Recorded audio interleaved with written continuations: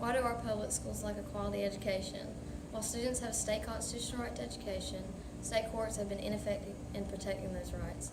All 50 states provide for education in their respective constitutions, yet federal courts have ruled more than once that education is not within the narrow category of rights that the U.S. Constitution guarantees. Public school funding has shrunk over the past decade, and school discipline rates have reached historic heights. This graph shows statistics of public schools with poor education and less funding. Don't students have the constitutional right to something better? Many Americans assume that federal law protects the right to education. Why wouldn't it? Yet the word education does not appear in the U.S. Constitution. Federal courts have rejected the idea that education is important enough that it should be protected anyway. In the summer of 2016, two independent groups, the Public Council and Students Matter, filed lawsuits in Michigan and Connecticut. They argued that federal law requires those states to provide better educational opportunities for students. The lawsuits show that events leading up to the 14th Amendment reveal an intent to make education a guarantee of Without a citizenship. federal check, education policy tends to reflect politics more than the effort to deliver quality education. In many instances, states have done more to cut taxes than support students. In need and a federal right is necessary to prevent random differences between states.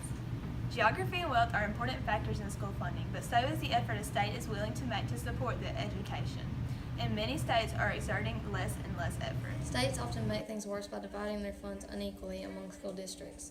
Studies indicate these inequalities deprive students of the basic resources they need, particularly quality teachers. In 2004, 220,000 students in failing schools were permitted to transfer only within their community school districts. Students in failing schools should be allowed to transfer to better schools in other districts. Public schools need better funding because with better funding, students can have access to better resources to help them with their curriculum.